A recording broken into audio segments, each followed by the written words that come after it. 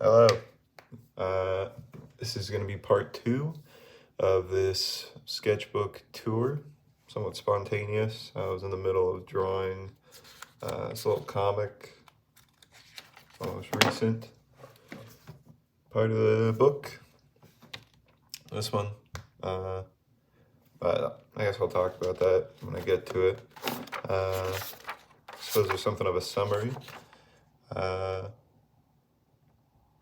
We went through this first part, which is mostly hit or miss. None of it I'm super excited by. Talking about it in retrospect. Here we started getting into more interesting type stuff. It was, I want to say, yeah, this set of pages that we left off on. Thank you for anybody who watched the last video or any videos I'm putting up. I have to be in a certain mood in order to properly dig into or make any video content, though it's something I do enjoy doing, and I'm glad anybody who does enjoy them enjoys them. They're very fun for me.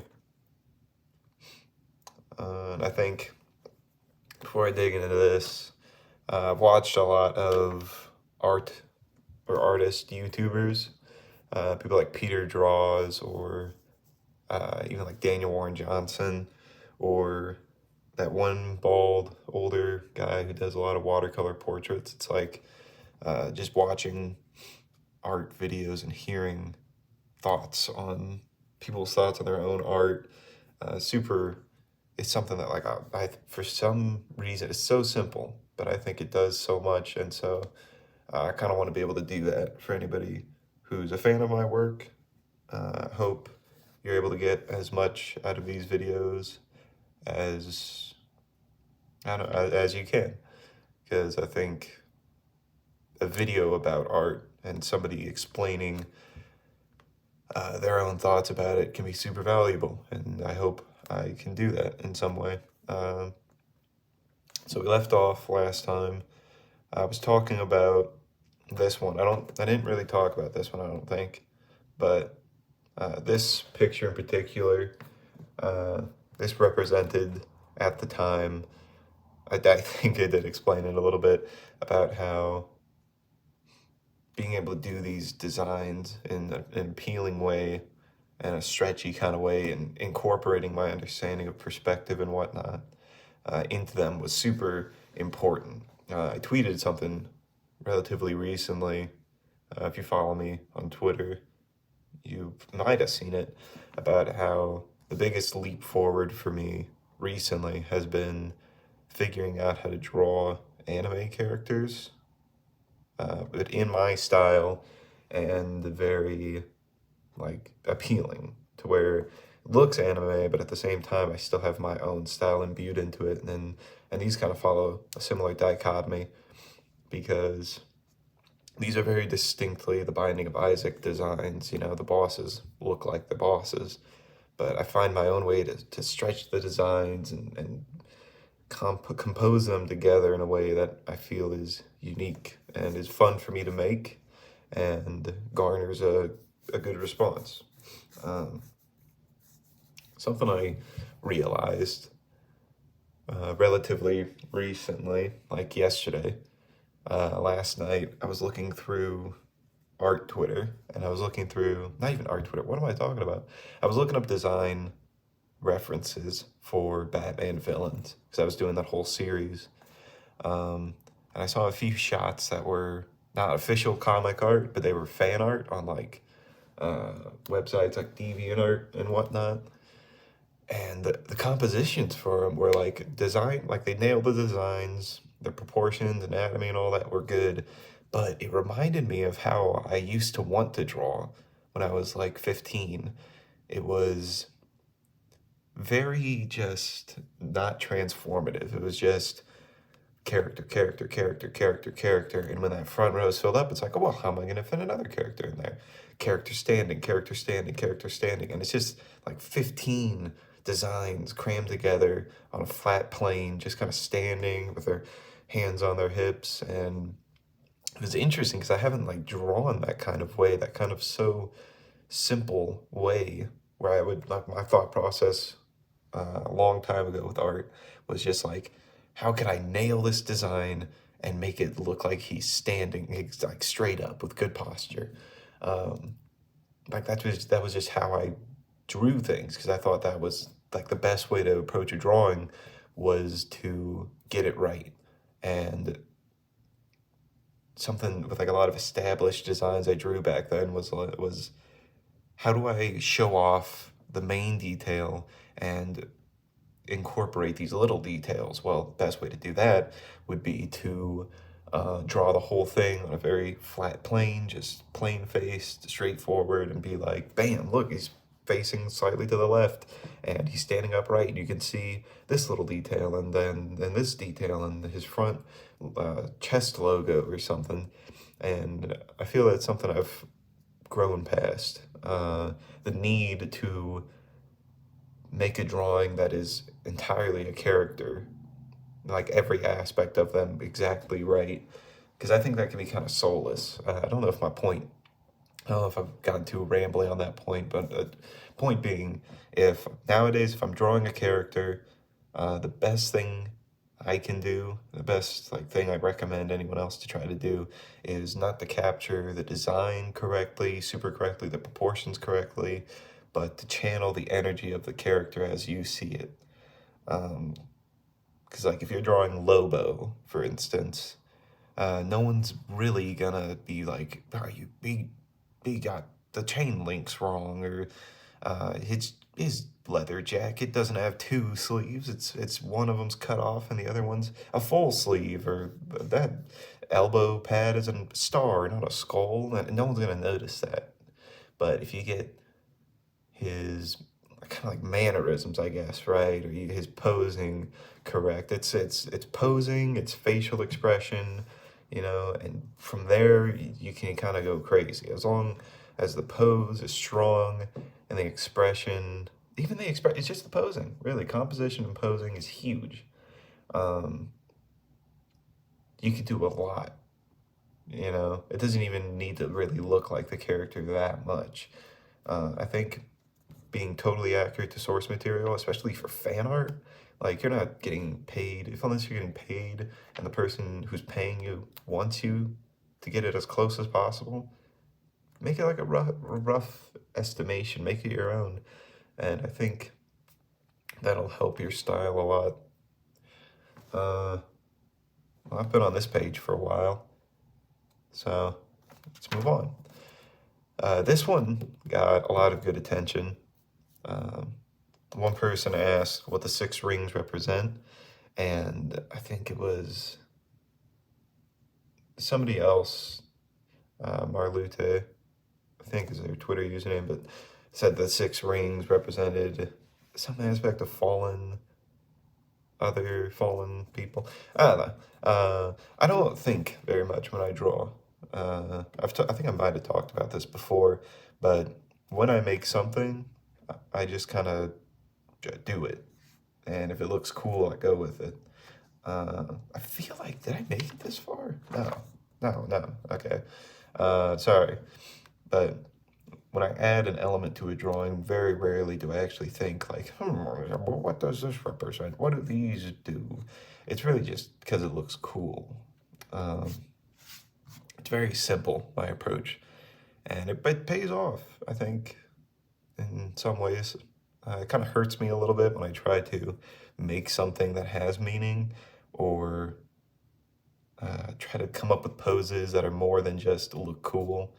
I feel that limits my artistic capability quite a bit, but it's whatever. I'll cross that bridge when I come to it, which is probably going to be very soon. But this is a very fun piece. Like I said, it got a lot of good attention, and that's always nice, but even when I drew it, it was just very fun. If I have a lot of fun with a piece, I think that's a good sign for its reaction that it's going to get. But yeah, I like these squares. Cool, intricate machinery is something I've always wanted to be really good at. I think I really started buckling down on it when I got into like Jeff Darrow, even Ryan Otley, Daniel Warren Johnson.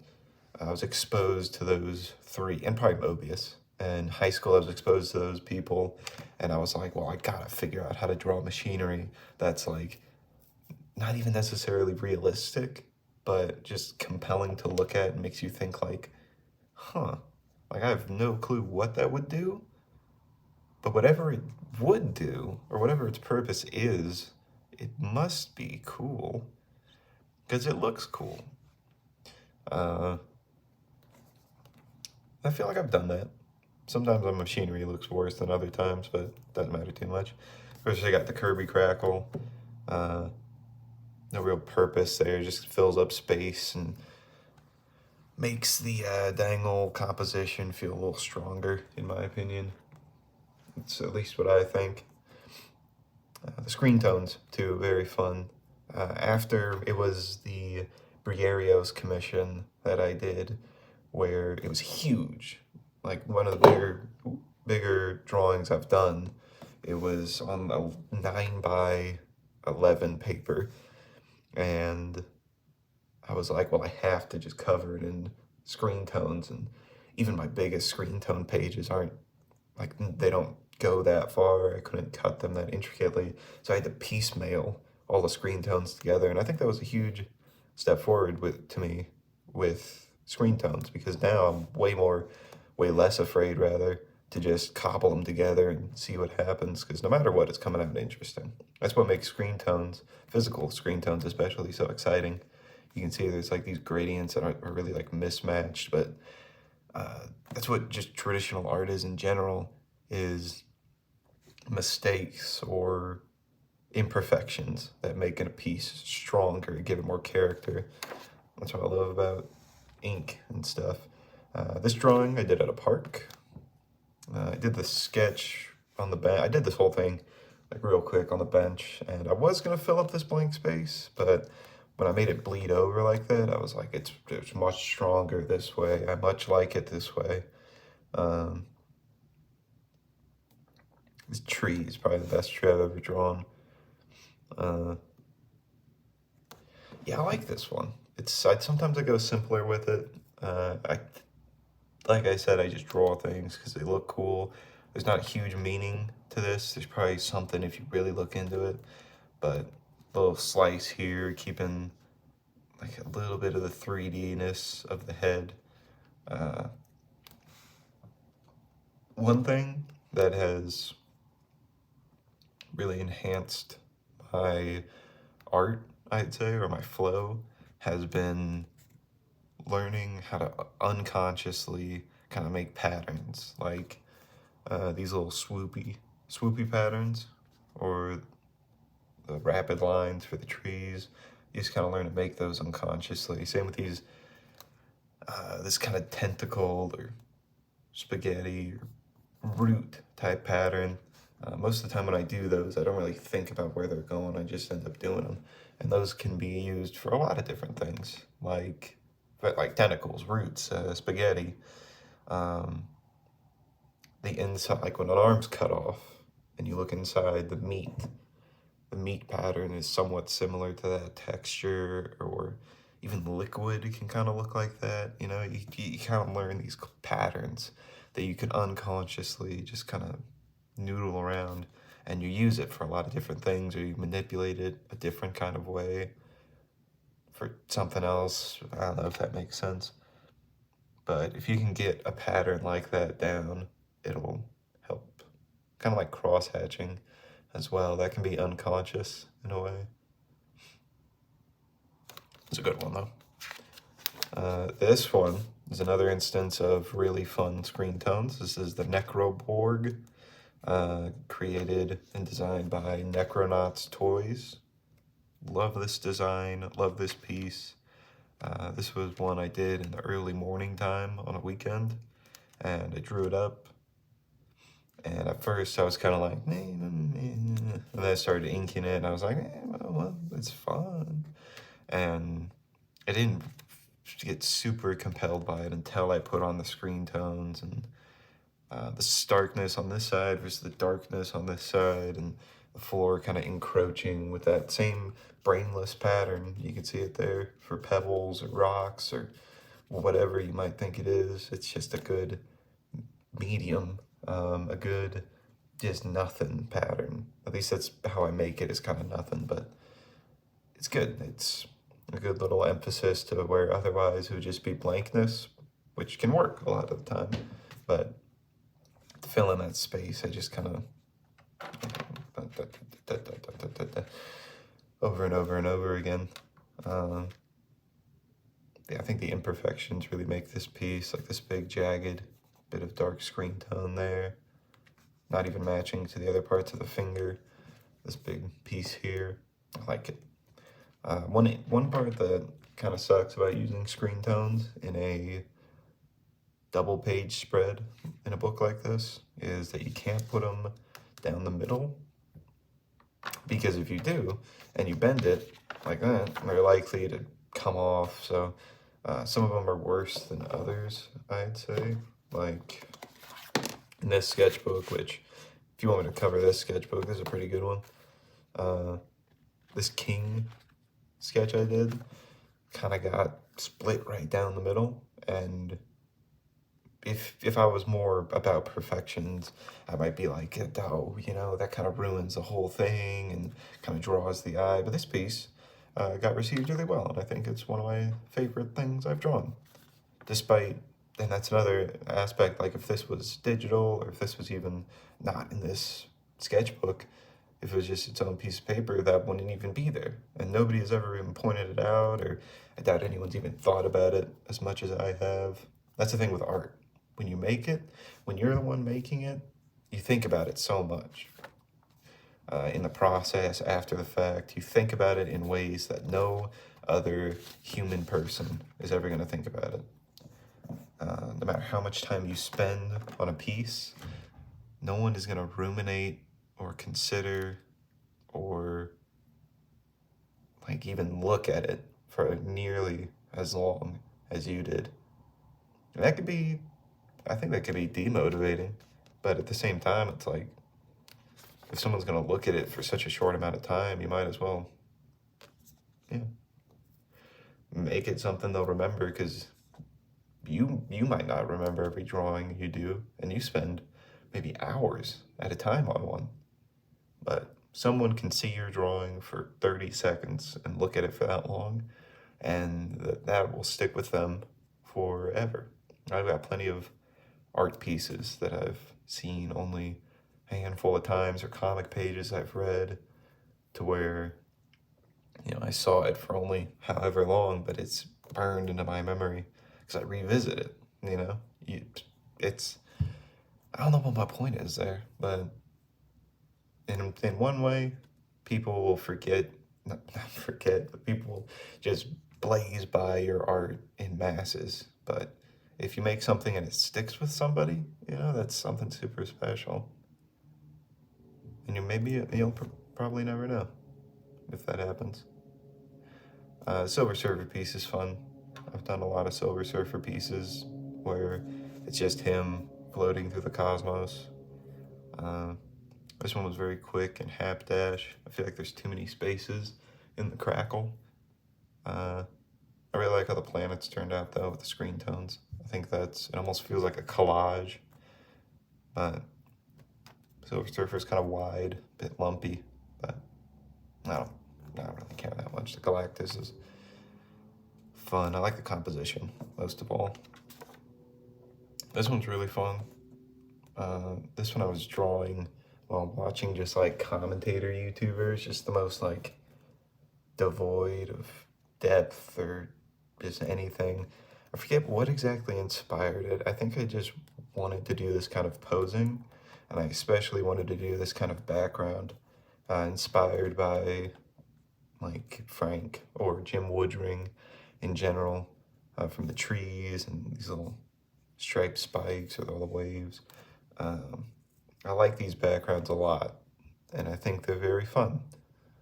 Sorry if the volume fluctuates a bit. I'm just using the microphone on my iPad And I think it works, but also my voice volume, my voice tone. I'm trying to figure out what to use for that, like just me personally. But this one's really cool. I like the posing. I like kind of like the ring of perspective. The screen tone, especially. I've been sitting on this pattern of screen tone for a long time. One aspect of this that I didn't even realize until I had posted it, the jacket kind of hangs down very low, and this little spiky wave of energy is intended to just be like an emphasis point for the expression. But it kind of looks like Rick Sanchez. Only a few people pointed it out. That's something that for a long, whoops, it's my 3:45 alarm.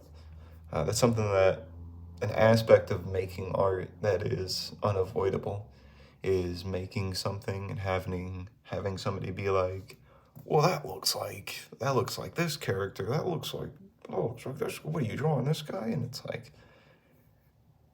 no.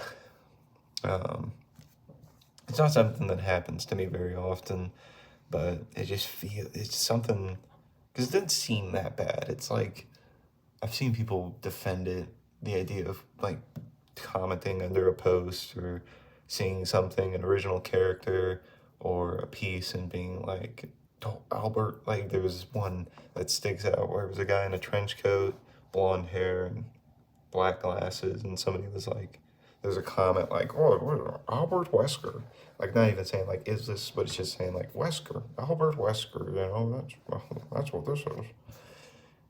And I don't know, it's not like bad, it's just kind of like derivative, like what, you got nothing else to say other than just pointing out what this reminds you of? I don't know. No, Rick, but not Rick. This one's kind of interesting. This era of my art was very much like, I really like what I was drawing at this time. I say era, but this was September. This was, oh my God, this was September? This was, this was like 2 weeks ago. But I really liked what I was doing. I was kind of doing a mix of simple and complex. Like with this one, I wanted this pose, and then I wanted something kind of inspired by Charles Burns. Charles Burns. His work.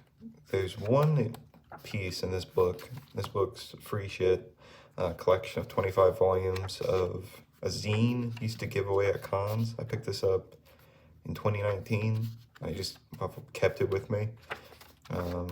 There's a certain piece that I don't even think is in here, but it's like this heavy rendering combined with this really smooth shading. And I think that's a really interesting concept, and I like trying to replicate that sometimes. But I like the idea of a relatively simple backdrop, and then bam, you just get attacked by a part of the page that's just covered in shading. Overall, I like this one. I like this cat. I specifically did this cat with the idea of it just being a silhouette. It's something I almost never do, but it feels so right to do it. I like this hatching around the love seat and that chair. The flower less, so I need to study more flowers.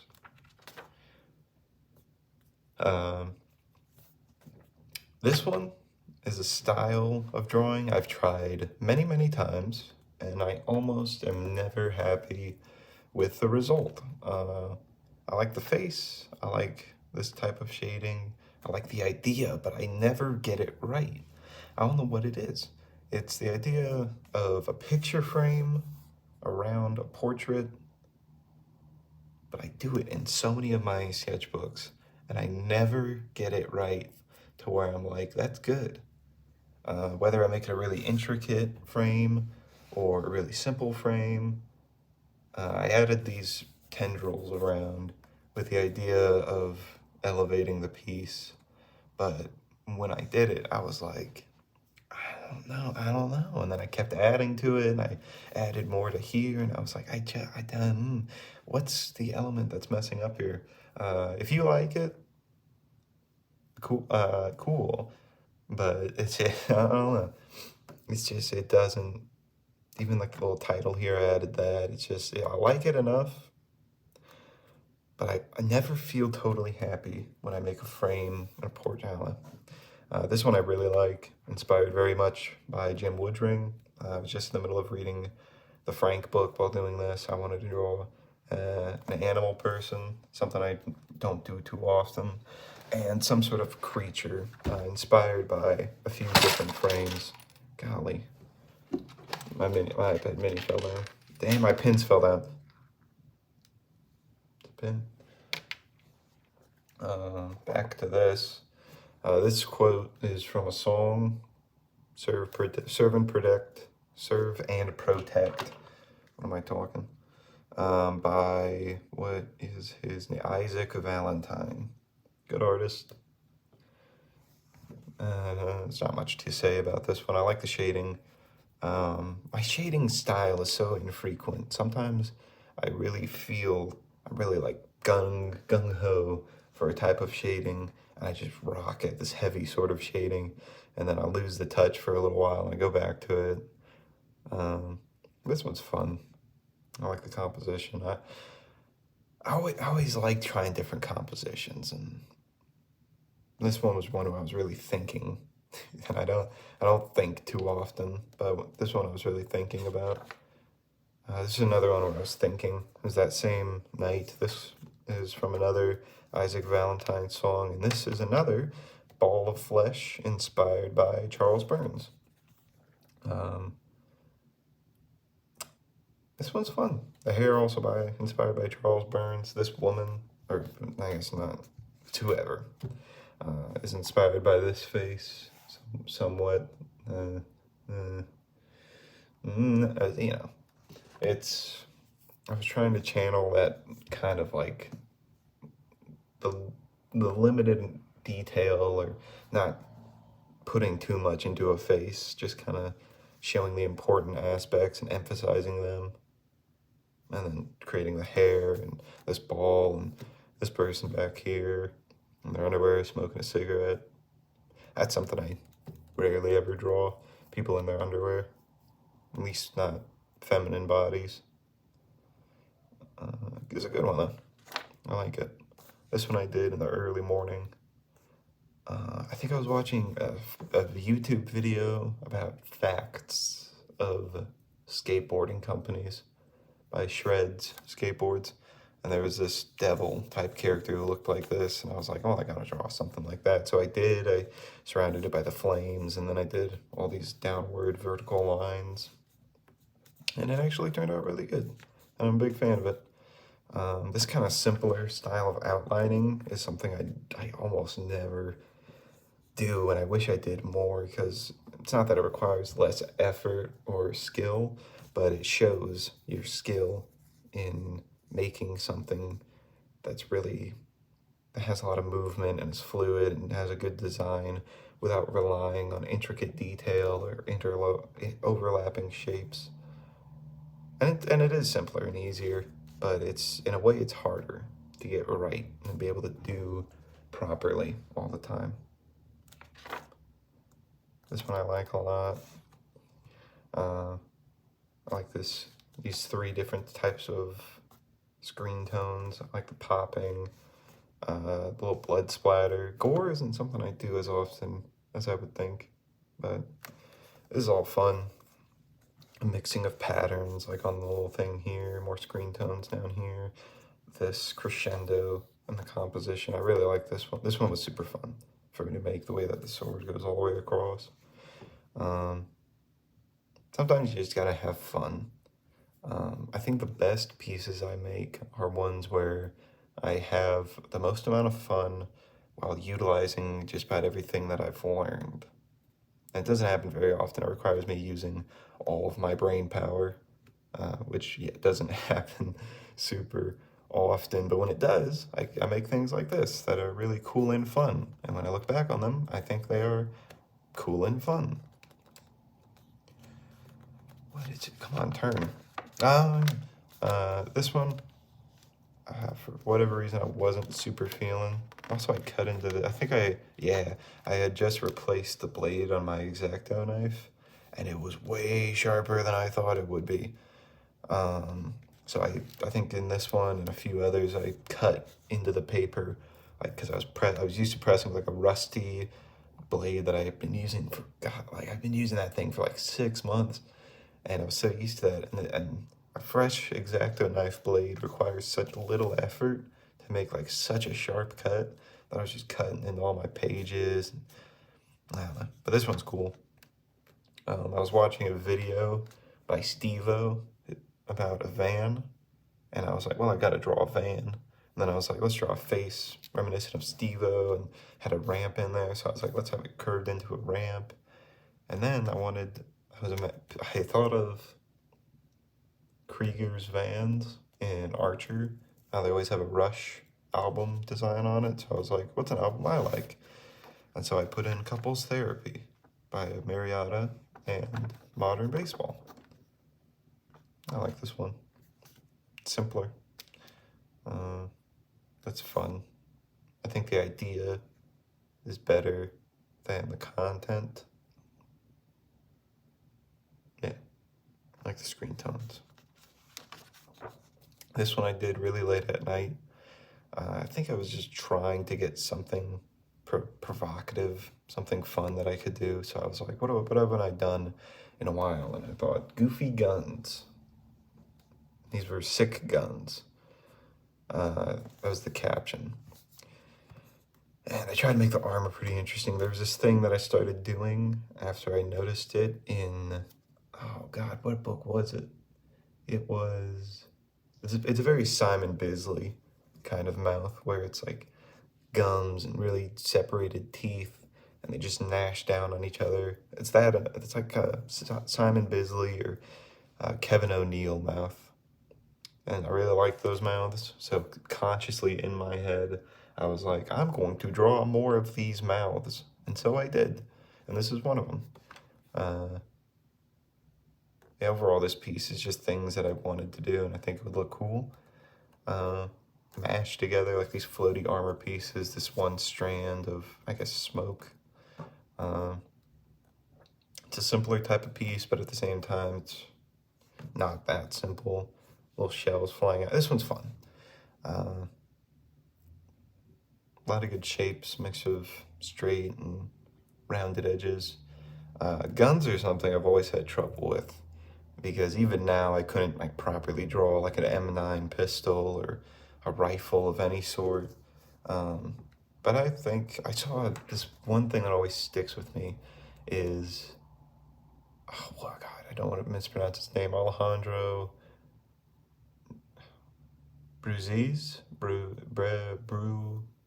Bruzese? I do not know how to say his name, but he's a fantastic artist.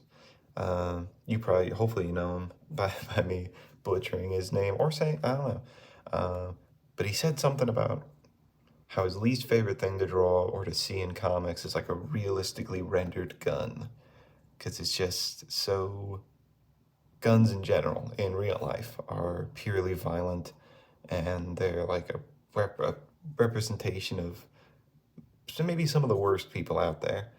And that kind of stuck with me in a way. Every time I draw guns, I think of that, and I try to think of ways to make my guns less guns and more like similar to how you would draw like a ray gun or funny armor, something that's not conventional, that's not actually useful, but something that has a higher purpose than just shooting a bullet.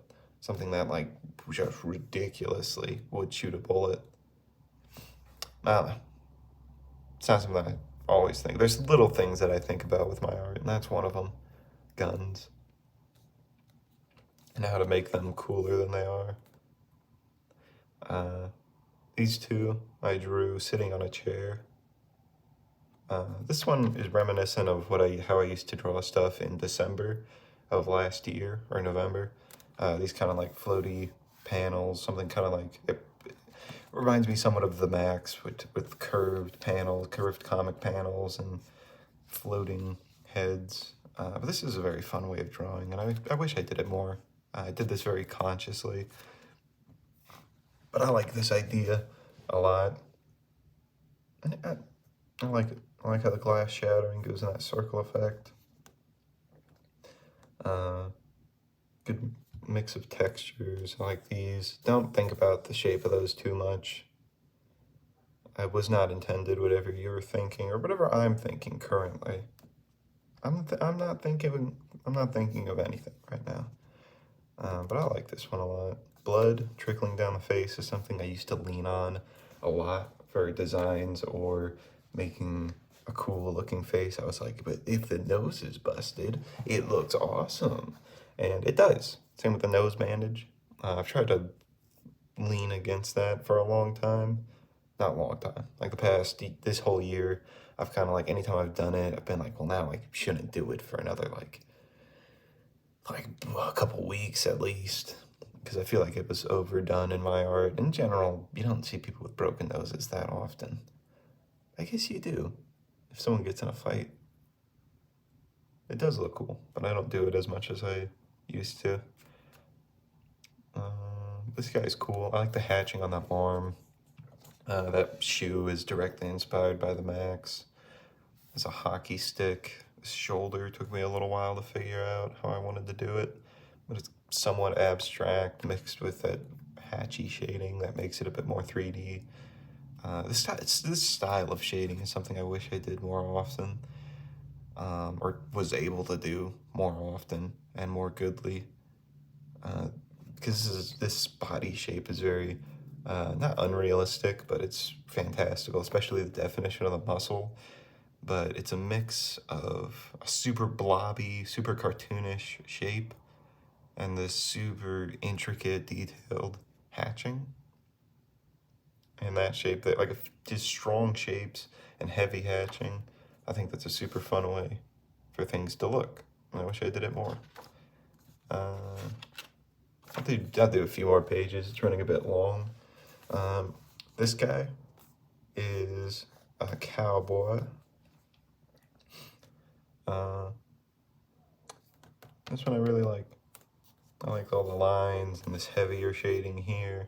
This was a good day. I think this was a good day for art. The reason I drew this was because I wanted to draw a cowboy, but also because in like 2015, when I was doing digital art, I drew this one cowboy guy with like this big chin, and it was my first like cowboy I drew that I was like, whoa, that looks sick, and it was cool. And I drew him a handful of times after that design, but ever since then, I have this type of cowboy that I revisit with like gnarly, like sausage fingers and a poncho, just how I draw most cowboys. But he's got like a big gun and the chin fuzz. This guy doesn't have a cigar, but the other guy had a cigar. It was very much inspired by the Six Gun Gorilla by Simon Spurrier and Jeff.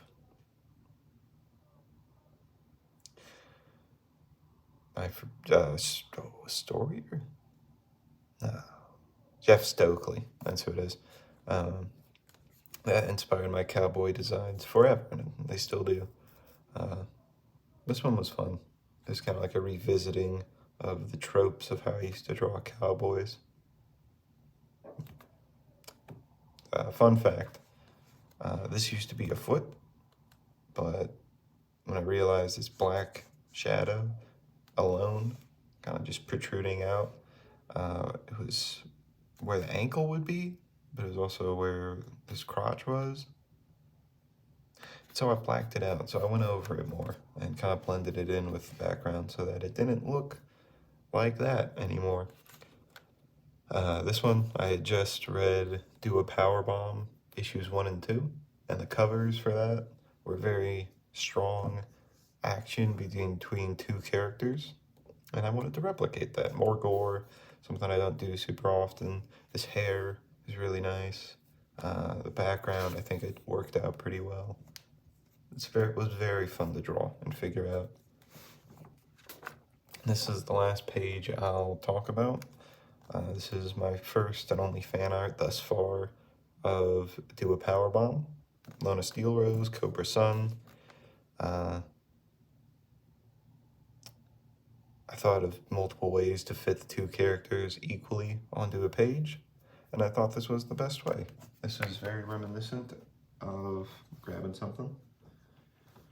This one other double page spread I did, relatively recent one, this one here, with the large amount of, with like the equal page spread on top and bottom and the foreshortening on the arms. Very similar in that aspect, but very fun, and I like it. Also a big thigh. I don't think you see kicks like that too often, so I wanted to try and challenge myself with that. I don't draw kicks very often. As you can see, there's a bunch more of my recent stuff, a whole bunch of recent stuff, the stuff I did today. So part 3 is bound to happen at some point this week. But this one's already running really long, and hopefully this is something. Hopefully you enjoy it. If not, tell me in the comments. If you do, tell me in the comments. If you want me to do anything else in particular, like if you want to see more speed draws, if you want to see shorter sketchbook tours for little sketchbooks or something, if you have anything, just comment it down below and I'll look at it. I'll see it. It all means the world to me.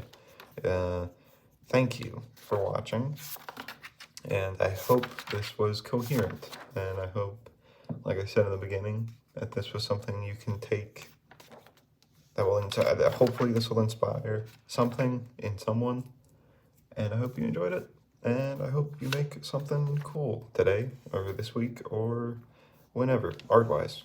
Make cool art. Thank you.